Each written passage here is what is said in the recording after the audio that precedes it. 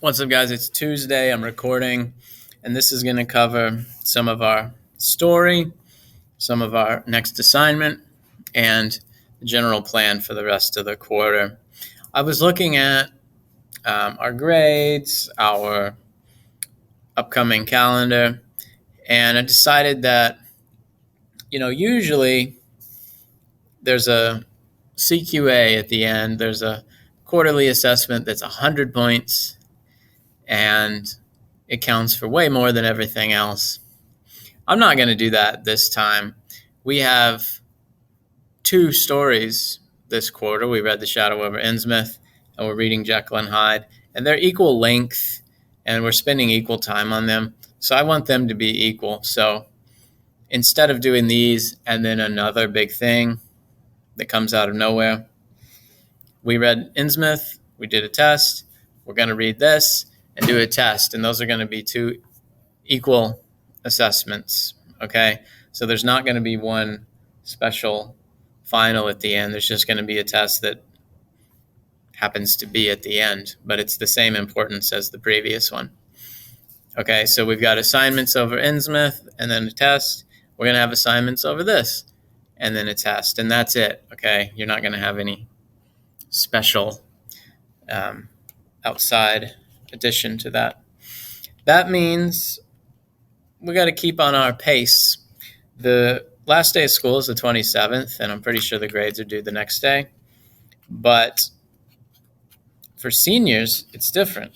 For seniors, the grades are due on the 21st because they need to know who's graduating, who has the right GPA, that kind of thing. So I'm going to try to get things done before the 21st for everybody, especially for seniors. And we do have seniors in this class. Anyway, that's the plan. Today I'm going to look at two chapters, 4 and 5. I totally thought that I made a video over chapter 4 because I remember reading this, but I just checked and it's not posted on Classroom and it's not on the playlist, so I don't know what happened. But today we'll look at a little bit of 4 and a little bit of 5. And this is when they really get going. Okay, the first 3 chapters were like, oh, here's an anecdote about something that happened a while ago. And here's Mr. Utterson's character and his routine and the description of the place, But in 4 and 5 is when things start happening. People start dying. You got murder in the title. And it really gets into the suspense action part of the story, not just the exposition and build-up. So chapter 4 is also a bit longer than 3, and it jumps ahead in time. It starts off by saying nearly a year later. This is almost the time of Jack the Ripper. I checked because I was curious. He's talking about a strange murder that shocked the town and got everybody afraid. And I thought, oh, is this based on Jack the Ripper? It's not. It's 2 years earlier. But it's clearly like that zeitgeist is there. The conditions were ripe for something like this. And so Stevenson wrote something that turned out to be, predicting a little bit of the culture, and that there's this murder and everyone in town is kind of aghast and on edge. Of course, the difference is in this one, it's a well-known rich man who gets killed, where Jack the Ripper was killing, people in the neglected parts of town. So I'll read a little bit of chapter 4, not the whole thing because it's a bit long, and then I'll read a bit of chapter 5, and we'll have an assignment today that asks some questions about those. Nearly a year later, in the month of October 18, blank, blank, it doesn't specify the year. This is something that a lot of books did around this time, is that you'll see like names that are blanked out, or the narrator sort of keeping things private. And that's supposed to be to make it sound more realistic, because if this were a real narrator telling a real story, they would leave a few things out, or they would say, oh, I'm not going to tell you where he lives, or what the guy's name was and things like that, to make it feel as if it's news and sources and real confidence, and so on. But the book was published in 1886, so we can imagine it's somewhere around there. London was startled by a crime of singular ferocity and rendered all the more notable by the high position of the victim. The details were few and startling. A maidservant living alone in the house not far from the river had gone upstairs to bed about 11. Although a fog rolled over the city in the small hours, the early part of the night was cloudless, and the lane, which the maid's window overlooked, was brilliantly lit by the full moon. It seemed she was romantically given, for she sat down upon her box, which stood immediately under the window, and fell into a dream of musing. Never, she used to say with streaming tears when she narrated that experience, never had she felt more at peace with all men or thought more kindly of the world. And as she so sat, she became aware of an aged and beautiful gentleman with white hair, drawing near along the lane, and advancing to meet him, another, very small gentleman, to whom at first she paid less attention. When they had come within speech, which was just under the maid's eyes, the older man bowed and accosted the other with a very pretty manner of politeness. Oh, I read that a bit wrong. I stressed it a bit wrong. When they say accosted, they just mean he approached the guy. I was using it and accosted the way we use it today, which is beating him up or something. But when they say the older man accosted the young, they mean he just approached him and said hi. It did not seem as if the subject of his address were of great importance. Indeed, from his pointing, it sometimes appeared as if he were inquiring his way. But the moon shone on his face as he spoke, and the girl was pleased to watch it. It seemed to breathe such an innocent and old-world kindness of disposition, yet with something high, too, as of a well-founded self-content. Presently her eye wandered to the other, and she was surprised to recognize in him a certain Mr. Hyde, who had once visited her master and for whom she had conceived a dislike. He had in his hand a heavy cane with which he was trifling, but he answered never a word and seemed to listen with an ill-contained impatience. And then, all of a sudden, he broke out in a great flame of anger, stamping with his foot, brandishing the cane, and carrying on, as the maid described it, like a madman. The old gentleman took a step back with the air of one very much surprised and a trifle hurt, and at that Mr. Hyde broke out of all bounds and clubbed him to the earth. At the next moment, with ape-like fury, he was trampling his victim underfoot and hailing down a storm of blows, under which the bones were audibly shattered and the body jumped upon the roadway. At the horror of these sights and sounds, the maid fainted. So, Mr. Hyde walks down the street. An older man says, "Hey, what's going on?" Talks to him, maybe asks for directions, something like that. It seems like it wasn't a big deal. It wasn't like they were meeting for some purpose. It was just they happened to be there. And Mr. Hyde kills him, just beats on him with the cane, stomps on him, sort of like, if you imagine like Donkey Kong doing his ground and pound, very animalistic. It uses the word trample, which it also used in chapter 1 when he bumped into the little kid. But in that case, it was not deadly. It was just callous, where in this case, he's actually trying to kill the guy and succeeding. And is described in a sort of journalistic way. This is almost like a newspaper would be at the time. The newspapers in the 1800s were not like today, where today they would start with a summary. They would say oh, this person was killed today and blah, blah, blah. And then they would kind of flash back and describe the lead up. In this time, newspapers would be a little bit more eyewitness based, and it would be oh, this person was sitting here, and then she saw this, and then went to here. And it's described in more of a narrative way. And this paragraph is really like something you would see in a newspaper, because Stevenson wants it to appear realistic and not like a fantasy. Okay. It was 2:00 when she came to herself and called for the police. The murderer was gone long ago, but there lay his victim in the middle of the lane, incredibly mangled. The stick with which the deed had been done, although it was of some rare and very tough and heavy wood, had broken in the middle under the stress of that insensate cruelty, and one splintered half had rolled in the neighboring gutter. The other, without doubt, had been carried away by the murderer. A purse and a gold watch were found upon the victim, but no cards or papers except a sealed and stamped envelope, which he had probably been carrying to the post, and which bore the name and address of Mr. Utterson. So here's our first clue of what's going on. Hyde seemingly met the victim out of nowhere, but the victim was carrying a letter from Mr. Utterson, so we can assume it's probably a connection in some way.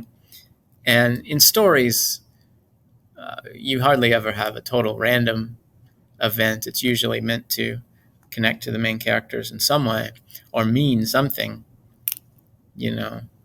This was brought to the lawyer the next morning before he was out of bed, and he had no sooner seen it and been told the circumstances than he shot out a solemn lip. "I shall say nothing till I have seen the body," said he. "This may be very serious. Have the kindness to wait while I dress." And with the same grave countenance, he hurried through his breakfast and drove to the police station, whither the body had been carried. As soon as he came into the cell, he nodded. "Yes," said he, "I recognize him. I am sorry to say that this is Sir Danvers Carew." This is a name we haven't heard yet, and it turns out that he's a pretty well-known guy through the city, richer man who probably had, donated to causes and had his name on things. But they didn't recognize him right away. It's a different feel. If you think of the police work involved, today they could look at his driver's license or something or scan his fingerprints. But in this time, they really had to just get someone to identify the face if he didn't have any papers or something. That kind of leads into what they're going to see over the next few chapters, which is that it's hard to find people. It's hard to see what's going on. Even if they know Mr. Hyde is the killer, they can't track his GPS or something. They have to just wait until he shows up somewhere.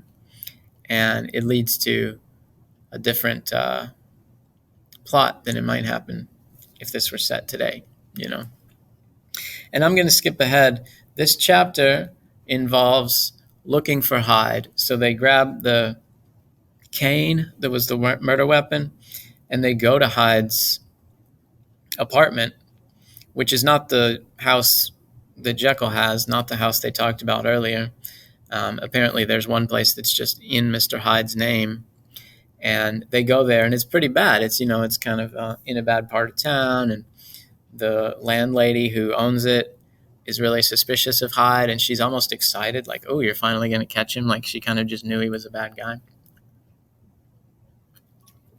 But when they go in, it's been cleaned out. It's as if they had known the police were coming and all the stuff was removed or burned and so on. But they see that it was definitely him. Like he was the one who killed Carew, and they pretty much know, okay, we got to find Hyde and take him in. And Utterson doesn't know how to find him, but of course he's going to ask Jekyll, and the police say that they're going to use their own style and try to track him down. So that's the end of chapter 4, and I'm going to skip ahead to 5 and look a little bit of that. Of course, I want you to read 4 on your own. It doesn't take that long. The audio recording there said, I think, 9 minutes, but if you read fast, you can do it even less than that. And chapter 5 is called The Incident of the Letter. If you notice, it starts off right away. It says it was late in the afternoon. So the first few chapters were jumping around. The first few chapters would say like, oh, months ago this happened, or, a week later this happened, because they were building up and it was a series of small anecdotes. But now it's like we're on the case. We're looking for Hyde. We're trying to figure it out. And it doesn't have this loosely connected structure anymore. It's like, here's what happened right away. So in this chapter, Utterson goes to Jekyll because he's going to ask about Hyde and see what's going on. And obviously he has done this before, but Jekyll has told him, don't worry about it. I'll take care of it. And don't you trust me? Things like that. But if Hyde is like actually killing people, they really have to push harder. So let's read a little bit of that. It was late in the afternoon when Mr. Utterson found his way to Dr. Jekyll's door, where he was at once admitted by Poole and carried down the kitchen offices and across the yard, which had once been a garden, to the building which was indifferently known as the laboratory or the dissecting rooms. The doctor had bought the house from the heirs of a celebrated surgeon, and his own tastes being rather chemical than anatomical, had changed the destination of the block at the bottom of the garden. It was the first time that the lawyer had been received in that part of his friend's quarters, and he eyed the dingy, windowless structure with curiosity, and gazed round with a distasteful sense of strangeness as he crossed the theater, once crowded with eager students, and now lying gaunt and silent, the tables laden with chemical apparatus, the floor strewn with crates and littered with the packing straw, and the light falling dimly through the foggy cupola. This is a theater. They use the word theater. That doesn't mean like for theatrical performances. It means where they would have demonstrations for surgery and anatomy. So you would have like the dissection on a table in the middle of this circular area, and then higher levels of a sort of balcony where people would look down and observe. Jekyll doesn't do that, though. He doesn't do surgery. He does chemistry, and so he's changed it to have, his lab tables and whatever. I imagine this looks something like the house in Resident Evil 1, partially a place where people live, but partially weird lab experimentation, sort of secret area. At the further end, a flight of stairs mounted to a door covered with red baize, and through this, Mr. Utterson was at last received in the doctor's cabinet. It was a large room, fitted round with glass presses, furnished, among other things, with a cheval glass and business table, and looking out upon the court by 3 dusty windows barred with iron. A fire burned in the grate, a lamp was set lighted in the chimney shelf, for even in the houses the fog began to lie thickly. And there, close up to the warmth, sat Dr. Jekyll, looking deadly sick. He did not rise to meet his visitor, but held out a cold hand and bade him welcome in a changed voice. "And now," said Mr. Utterson as soon as Poole had left them, "you have heard the news?" The doctor shuddered. "They were crying it in the square," he said. "I heard them in my dining room." "One word," said the lawyer. "Carew was my client, but so are you, and I want to know what I am doing. You have not been mad enough to hide this fellow." "Utterson, I swear to God," cried the doctor, "I swear to God I will never set eyes on him again. I bind my honor to you that I am done with him in this world. It is all at an end, and indeed he does not want my help. You do not know him as I do. He is safe. He's quite safe, mark my words. He will never be more heard of." As I've mentioned before, this really sounds like, and this really has been compared to by a lot of people, an addiction. It's like Hyde is some drug that Jekyll has. He's like, "Oh, I swear I'm done. I'll never do it again. You don't have to worry." It's sort of like Jekyll is disgusted by, his soft spot for Hyde, and at least in this moment, he's feeling like, okay, I'm done, never again. Utterson doesn't know the connection between them. Maybe they're sort of blackmailing each other in some weird way, or maybe they have a weird affection for each other, or maybe Hyde is his drug dealer or whatever, but Utterson gets the idea, which is that for some reason Jekyll is being enabling to Hyde, and at least currently is promising to stop. Who knows? The lawyer listened gloomily. He did not like his friend's feverish manner. "You seem pretty sure of him," said he, "and for your sake I hope you may be right. If it came to a trial, your name might appear." "I am quite sure of him," said Jekyll. "I have grounds for certainty that I cannot share with anyone.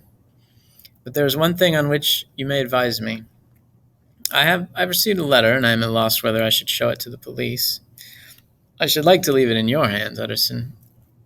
You judge wisely, I'm sure. I have so great a trust in you." "You fear, I suppose, that it might lead to his detection?" asked the lawyer. "No," said the other. "I cannot say that I care what becomes of Hyde. I am quite done with him. I was thinking of my own character, which this hateful business has rather exposed." Utterson ruminated a while. He was surprised at his friend's selfishness, and yet relieved by it.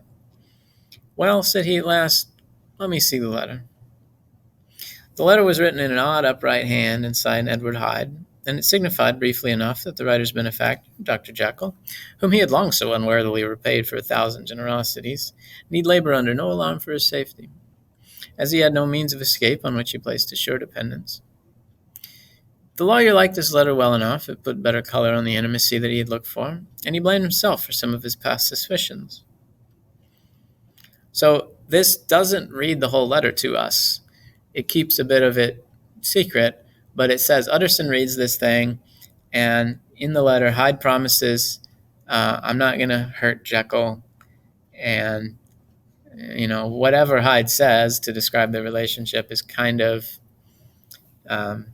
appeasing Utterson a little bit, and he feels okay with the situation.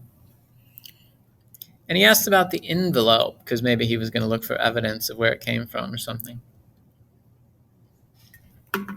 Utterson says no, which of course we know what's going on, that there was no envelope, it wasn't mailed. And then they're going to go look for some clues. Utterson is going to ask a few people about it, specifically the guy named Mr. Guest, who's a clerk at one of these buildings. So I want you guys to read 4 and 5, and then I'm going to post an assignment that's questions about 4 and 5. And, unlike the first few where I asked what expectations do you have or what ideas can you come up with, these questions are going to be just straightforward, like what happened, because this is where all the plot gets going, and we got to really make sure we know who's who and what's what in order to understand what happens next. Thanks.